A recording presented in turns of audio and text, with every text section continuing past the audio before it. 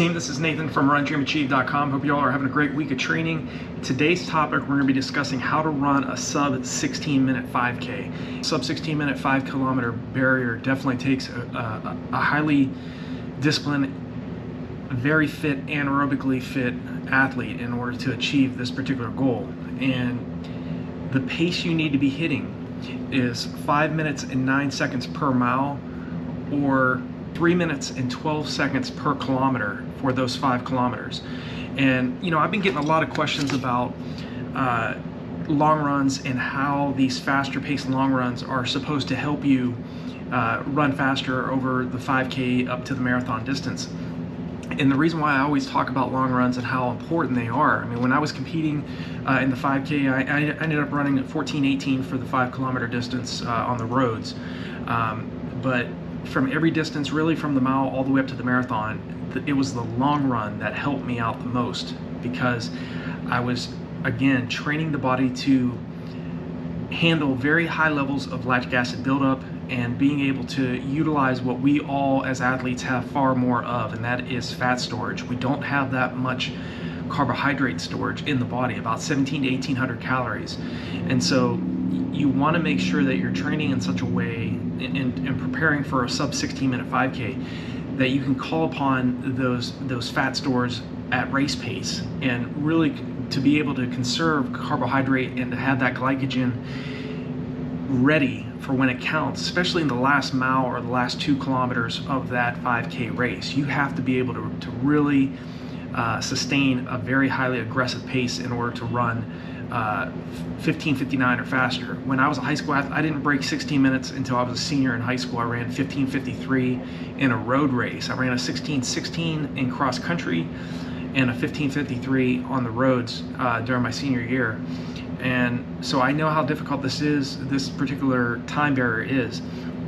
What I want you all to be thinking about in terms, and I wrote down a couple examples of the types of long runs that I would be doing if I was aiming for a 15:59 5K. And again, holding 5:09 per mile pace for 3.1 miles, or 3 minutes and 12 seconds per kilometer for 5 kilometers takes a very fit, anaerobically fit and prepared athlete in order to run this fast. So you need to start mixing up the paces of your long runs. Don't just run long, slow, and easy, okay? To run sub 16 for a 5K, you also have to get on the track. You have to be able to get to a point where you're doing repeat 800s right around between 222 to 224 per rep. If you're doing 400s, you need to start thinking about doing those, being able to get to a point where you can do anywhere from around 10 to 14 400 meter reps, right around 70 to 73 seconds per rep with minimal rest. Again, when you're very early on in your training, you're not going to start off doing track sessions this fast. So there's with the courses and training plans I have on RunDreamAchieve.com, we gradually move the athlete into doing these types of workouts. Every 3rd week we have a recovery week. So the start of your 4th week in the training plans, you have a recovery week. So recovering in the rest period after these hard anaerobic workouts is absolutely essential if you want to run under 16 minutes for the 5K. You need to train at paces that are at or near 5:09 per mile pace, or 3:12 per kilometer pace. If you're thinking about when you're on the track too, and this is what I was doing to eventually run 14:18, I was always focused on running at paces that were much faster than goal race pace. So in your case, 5:09 mile pace or 3:12 per K pace. You need to think about running well below 5 minute mile pace and well below 3 minute K pace in training. Do those repetitions on the track, get to a point where you're gradually increasing your intensity. Your volume doesn't necessarily need to be so high for a 5K race. You're not training for a marathon in this particular case. You're focused on breaking 16 minutes for the 5K.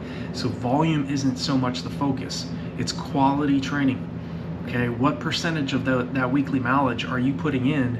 Are you training at sub 5 minute mile pace or well below 3 minute K pace? Because again, you want to make sure that you get that 5K race pace to feel less aggressive on you. Okay, it's going to hurt very badly regardless how fit you are in the last mile of a 5K or the last 1.6 kilometers, last 2K of a 5K race. You have to be able to sustain that hard, fast, anaerobic effort. And again, because you're racing at all-out efforts, and because the 5K is such a highly anaerobic event, you have the importance of training at your VO2 max, your maximum oxygen uptake.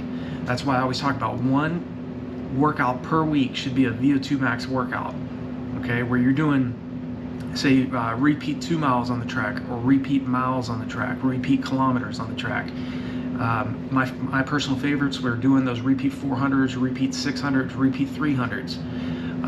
But in terms of your pacing, when you're very fit, like when you're about 6 weeks out from your major event, you need to get to a point where you're doing those 800s closer to around 220 to 222 per rep, and you're doing like repeat miles right around 450 to 452 per mile on the track. And if you can get to a point where you're doing 5 to 6 1-mile repetitions that fast with anywhere from 2 to 3 minutes rest, you are going to be ready to hold 3.1 miles at 5:09 per mile pace, or 3:12 per kilometer for those 5 kilometers in a row. Again, it's not so much how fast you were the first 2 miles of a 5K or the first 3K into that 5K. Where were you at the finish line? Okay. So in terms of these long runs, I want to make sure that you guys and gals have an idea at least of what I'm talking about. Okay, so again, for a 5K, the long run doesn't need to so much be so far out in duration. I always talk about running a harder long run followed the next week by a relaxed jog recovery long run, so that you're recovering from the hard anaerobic workouts you're doing. Again, to be able to run under 60 minutes, you have to be in sensational anaerobic shape. You need to also pay attention to how easy you're running on your recovery days. Make sure you're jogging. But here's 3 examples of the types of long runs I would be doing, or I would be focused on doing if I was trying to run under 16 minutes. And these are not easy. Okay, again, you're not going to be doing these 3 examples types of long runs immediately. Okay, this is when you're very fit, when you're in phenomenal anaerobic shape. Then you start thinking about doing these types of long runs. But here's an example: a 12 miler. First 2 miles easy, 5 miles at 5:40 pace. Then you go 2 miles relaxed and easy again, 1 mile at 4:55. So again, you're dropping very fast, under race pace effort. 2 miles easy. Next example, 10 miler, 2 miles easy, 6 miles at 5:30 pace, with 2 miles easy jog cool down. Third example, a 12 miler, 1 mile easy, 4 miles at 5:50 mile pace, 2 miles relaxed and easy, 1 mile at 5:10, 2 miles easy, followed with 2 miles at 5:35 mile pace. And again, the next weekend, the following week after these types of long runs, your long run pace should be at a complete jog. And this is what I was taught by some of the world's top distance running coaches and athletes that I've trained with. We focused on a very hard anaerobic long run, followed the next week by just a relaxed, easy long run. And that long run, and the long run here, I'm saying 12 miles, 10 to 12 miles in distance. It doesn't necessarily have to be that long if you're training for a 5K under 16 minutes. But again, that's kind of like the sweet spot, right around 10 miles to 12 miles. If you're running that far and at these types of efforts, coupled with the easy, relaxed recovery runs during the week, you're focusing on your strides that we talk about on the easy days. Again, they're so short, 50 to 100 meters in length. They're so short, you're not going to build up any lactic acid by doing these. But because you're doing that, and you're really focusing on your form, and you're doing those Vo2 Max workouts where you're recruiting more fast twitch muscle fibers, and you get that physiological effect from doing like hill repetitions and doing repeat 300s, repeat 200s. You're doing those hard Vo2 Max workouts that are at such high aggressive efforts that you can't clear the lactic acid that's building up faster. You can't clear it faster than it's building up. So because you're doing those types of workouts, you're doing long runs at not quite at Vo2 max effort, but more so right around anaerobic threshold effort, where you just start to build up lactic acid in the bloodstream. Because you're doing a variation of easy, relaxed, very hard efforts and moderate paced efforts, all of this, when it comes down to that taper phase where we do a 10-day taper leading into your big race, that is what's going to make 5:09 mile pace or 3:12 kilometer pace to feel more sustainable, not so difficult on the body and on the mind as well. Okay, and again, to run under 16 minutes for the 5K, you're going to have to be in great anaerobic shape, but it's going to hurt regardless how fit you are, because it's so fast, because you're building up so much lactic acid. You have to stay in it mentally as well. You have to hold yourself together and be strong mentally as well as physically. And you also have to pay attention to the other details that we talk about. You have to pay attention to your rest, you have to pay attention to your hydration, make sure you're paying attention to your nutrition, not focusing so much of your energy on what you cannot control. Okay, you can't control how the weather's going to be.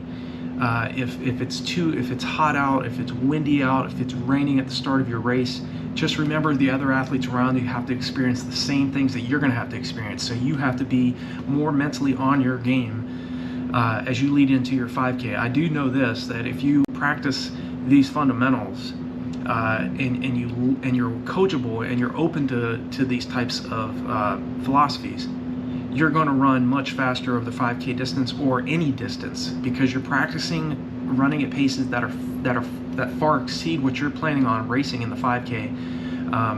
And also, you need to also surround yourself with the right people, okay? Because I've had some comments on the YouTube videos that I've made in the past where athletes even have loved ones or they have friends that kind of say derogatory things about them. They say, you'll never be fast, or you'll never, run this particular time for this chosen event.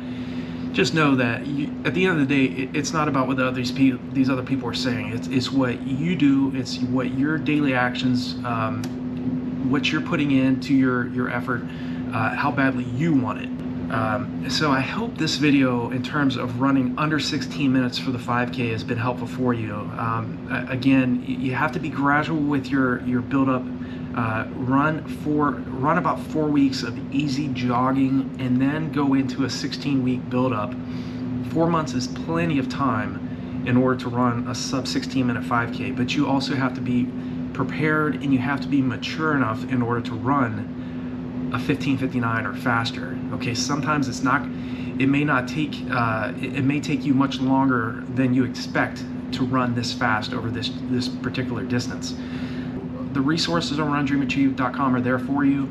I also have a private membership community as well. If you want one-on-one coaching with me, definitely check that out on the course or on the website, and definitely check out the links below all of my videos. There's a lot of resources there for you.